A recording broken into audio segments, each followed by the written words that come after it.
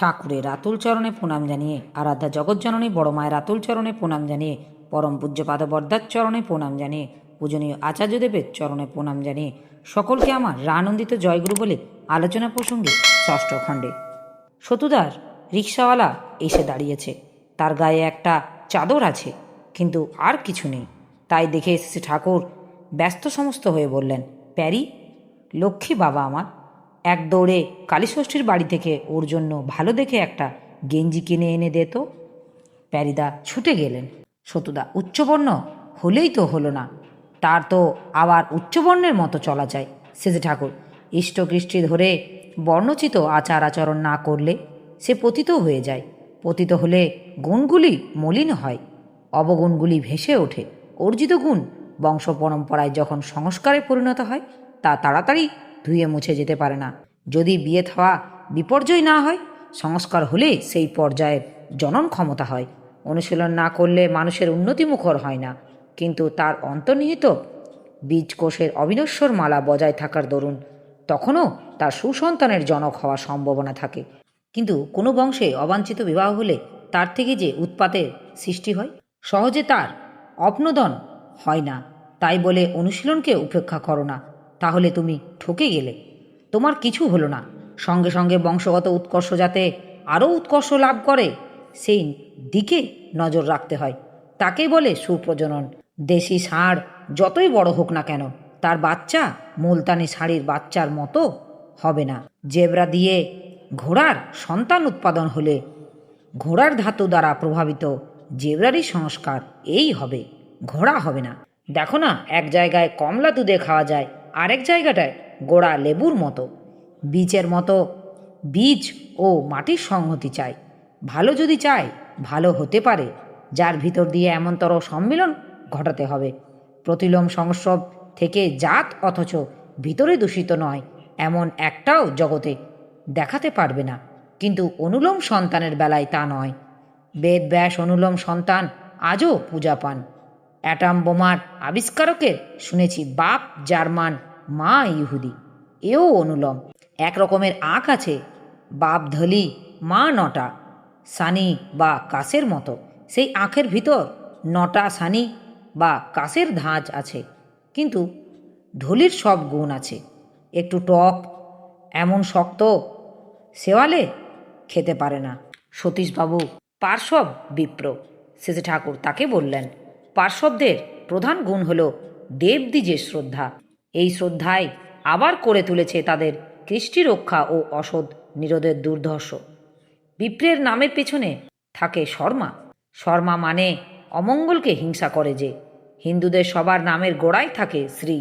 শ্রী মানে সেবক, প্রত্যেকেরই সমাজ সেবক। পরমপিতার সেবক, এই কথাটা মনে করিয়ে দেবার জন্য শ্রী কথার প্রয়োগ। পারসবরা সমাজে সবার সঙ্গে সঙ্গতি রেখে সব বৈশিষ্ট্য আবার যদি ইষ্টকৃষ্টি নিয়ে ফেঁদে দাঁড়ায়, তবে হিন্দু সমাজের মধ্যে বাইরে কারো দাঁত বসার কঠিন আছে। বাঘের পাছায় নালের খোঁচা দিয়ে কেউ অক্ষত থাকে কমই। সাম্য সম্বন্ধে কথা উঠল। স্মৃতি ঠাকুর, তোমার ধর্ম চাই ন্যায়পরতা। যার যেমন প্রয়োজন তাকে তেমন দেওয়া লাগবে। তুমি যদি ভাত খেয়ে ভালো থাকো, তাই খাও। আর একজন যদি রুটি খেয়ে ভালো থাকে, সে তাই খাক। প্রত্যেকের এমন খাদ্য দাও যাতে তার বিধানের সঙ্গে অসম্মিলন না হয়। পেটে সেক না সেক, পছন্দ হোক না হোক, সবাইকে রুটি বা ভাত খেতে হবে, এমনতরও এক ঢালা ব্যবস্থা করতে যেও না। সাম্যের নামে মানুষের বৈশিষ্ট্যকে বরবাদ করে তার জানের উপর জবরদস্তি করো না। তুমি যে কাম করো, একখানা মোটর কার হলে তোমার সুবিধা হয়, তোমাকে তা দেওয়া হলো। তাই দেখে প্রয়োজন থাক বা না থাক, সবাই যদি রাও তোলে, তাদেরকেও মোটর কার দিতে হবে। তাহলে অবস্থাটা কি দাঁড়ায়? যার যা করতে হবে তা করতে যা লাগে তাকে তাই দাও, কর্ম ও শক্তি অনুযায়ী। তবে মানুষের সামর্থ্য যোগ্যতার প্রধান পরখ হলো সে অযোগ্যকে কতখানি যোগ্য করে তুলতে পারে। অক্ষম যারা, তাদের পালন পোষণের দিকে তার নজর কতখানি। যাদের এমনতর প্রবণতা ও যোগ্যতা আছে, তাদের দায়িত্ব, ক্ষমতা ও সুযোগ বেশি দিলে 10 জনের ভালো ছাড়া মন্দ হয় না। লক্ষ্য রাখতে হবে কেউ যাতে পড়তে না পারে, নষ্ট হয়ে যেতে না পারে, সেই দিকে নজর রেখে রাখালি করা লাগে।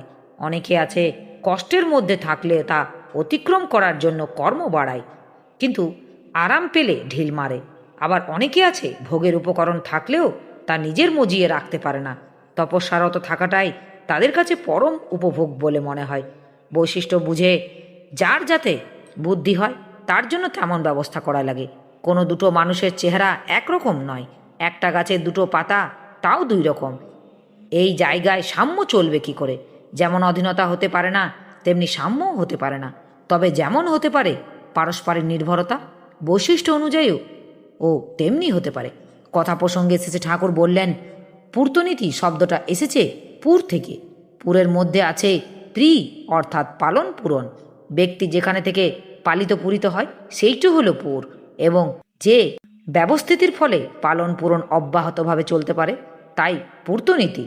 ভক্তির মতো এত বড় পালক পূরক আমি আর দেখি না, তাই ভক্তির কথা এত করে কই। যারাই মাতৃভক্ত হয়, পিতৃভক্ত হয়, তারাই গুরুভক্ত হয়। এই ভক্তির মূলধন নিয়ে যারা জীবন শুরু করে তারাই প্রকৃত বড় হয়। মাতৃভক্তি পিতৃভক্তি অতি প্রয়োজনীয়, তবে যে ভক্তিই হোক তা যদি ইষ্টানুগ না হয় তবে তা বৃদ্ধিকে ত্বরান্বিত করে না। ভূষণ চক্রবর্তী। ইষ্টানুগ কী রকম? শেষে ঠাকুর, ইষ্টের দিকে চালনা করে নিয়ে যাওয়া চাই, ভূমায়িত হওয়া চাই। সাড়াশীল হওয়া বড় গুণ। গুরুজন যখন যা বলছেন তার জন্য এক পায়ে খাড়া এমনতর রকম। অটুট নাছড়বান্দা সাড়াশীল অনুরাগ অনুসন্ধিসা সতর্ক তৎপর ও কর্মঠ হয়ে ওঠে। বুদ্ধিমত্তা সহ ওগুলি শৈথিল্য যেখানে যত, অনুরাগ সেখানে তত হত। যেমন সারাদিন ঘর ঝাঁট দিচ্ছে, বাসন মাজছে, শাশুড়ি চটে যায়, বারে বারে ডাকে, ও বৌমা তোমার বাসন মাজা কি শেষ হয় না? বৌমা অমনি ঝঙ্কার দিয়ে ওঠে, মাজা হলেই তো আসবো। কওয়ার জো নেই যে কাম করছে না। বাজার করে নিয়ে আয় সতু। সতু বাজার করতে গিয়ে তাস খেলে আসছে, এক বাজি। এদিকে মার উনুনের কয়লা পুড়ে ছাই হয়ে গেছে। এতে বুঝতে হবে টান কম। তরতরে টান থাকলে শ্লথ হয় না, ঢিলে হয় না, দায়িত্ব জ্ঞানহীন হয় না। আশু ভট্টাচার্য। ছাড়া থেকে দায়িত্ব এসেছে কি? শেষে ঠাকুর, ছাড়াই বলো আর দায়িত্বই বলো সবই চিতের কাজ। তারপর উপস্থিত সকলকে লক্ষ্য করে বললেন, বিয়ে করে আগে বউয়ের কাছে বাপ মায়ের গল্প করে করে তাদের প্রতি তার মন মজাইয়ে তোলা লাগে, তাদের সেবা করানো লাগে। তারা কিছু বলুন বা না বলুন বুঝে বুঝে করবে, না বলিতে কাজ বুঝাইয়া করিবে, সেই সে সেবক নাম। এতে ছেলেপুলে তীক্ষ্ণ হবে, সতর্ক হবে, তাজা হয়ে উঠবে। বউয়ের হাত ধরে তুমি প্রকাশ্য রাস্তায় বেরিয়ে বেড়াতে চাও, বউ সেটা পছন্দ করে। বাবা বাধা দিলেন, তুমি বউয়ের সামনে বাবার সমালোচনা করছো। বাবার মতো পাগল আর দেখিনি। যত সব কুসংস্কার। বউ ভাবে, শালা পাইছি তো বৃত্তির খোরাক। কাম ঘায়েল করলে ওখান থেকেই একটু একটু বাঁক ধারালো। শেষটা তোমাকে তো মানবেই না, তাতে আর সন্দেহ কি? গুরুজনকে অশ্রদ্ধা করার দীক্ষায় দীক্ষিত করেছ তো, তাকে তুমি নিজে। প্যারিদা গেঞ্জি নিয়ে আসতে শেষে ঠাকুর সতুদার হাতে দিতে ইঙ্গিত করলেন। সতুদা গেঞ্জিটা নিয়ে রিক্সাওয়ালাকে দিয়ে বললেন, এই গেঞ্জি ঠাকুর তোকে দিলেন। শেষে ঠাকুর, না ঠাকুর না। প্যারিদাকে দেখিয়ে, এই ডাক্তারবাবু তোমাকে দিলেন। শেষে ঠাকুর সতীশবাবু সম্বন্ধে বললেন, ও ইচ্ছে করলেই পুলিশের রাজ্য অর্থাৎ বিভাগটা নতুন করে গড়ে তুলতে পারে। পুলিশের নাম শুনে মানুষের ভয় হবে না, ভরসা হবে, মনে হবে পরম বান্ধব। তবে জানা চাই কেমন করে অবস্থার প্রভু হতে হয়। প্রফুল্ল, কেমন করে হতে হয়? শেষে ঠাকুর, প্রথম চাই ইষ্টানুরাগ, তার থেকে যার যার বৈশিষ্ট্য অনুযায়ী ব্যক্তিত্ব গজিয়ে ওঠে। এইটা হলো গোড়ার জিনিস। পুলিশের খুব চতুর হওয়া লাগে। এক নজরে অবস্থাটা দেখেই বাস্তবতার উপরে দাঁড়িয়েই আঁচ করে নেওয়া চাই ব্যাপারটা কি। পর্যবেক্ষণ খুব তীক্ষ্ণ হওয়া চাই। দুর্ভোগ পীড়িতকে আশ্রয় দেওয়া চাই, আর বাঘ হয়ে ওঠা চাই। অপরাধীর উপর অত্যন্ত যত সময় পর্যন্ত সে ঠিক ঠিক অনুতপ্ত হয়ে না ওঠে। অপরাধী সবসময় কাপুরুষ, পরাক্রমের জেল্লা দেখলেই সে কাবু হবেই। ঘুষের প্রলোভন রাখতে নেই, তবে ভালোবেসে কেউ যদি অপ্রত্যাশী হয়ে নিজের বাড়ির কোনো জিনিস দেয় তা নিলে দোষ হয় না। চোখ থাকলে টের পাওয়া যায় কে কিভাবে দিচ্ছে। পুলিশের কাজও পূরণ পালন। ব্যথিতকে পূরণ করবে, পালন করবে, অসৎকে প্রতিরোধ করবে। কোথাও যদি চোরের রাজত্ব হয় সেখানে সাধু হওয়াটা অপরাধ, তাই সাধুর পেছনে লাগে। তোমরা থাকতে আমাদের দেশে যেন ওই অবস্থা না আসে। শয়তানকে সৎভাবে সায়স্তা করা লাগে। কৌশলী দক্ষতার সঙ্গে।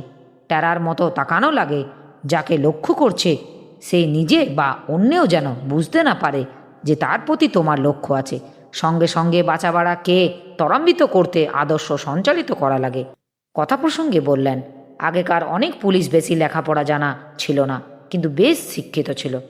শেষে ঠাকুর সতীশবাবুকে বললেন, যেখানে থাকো মাঝে মাঝে এখানে এসে এক আধ দিন থাকলে ভালো করে আড্ডা মারা যায়।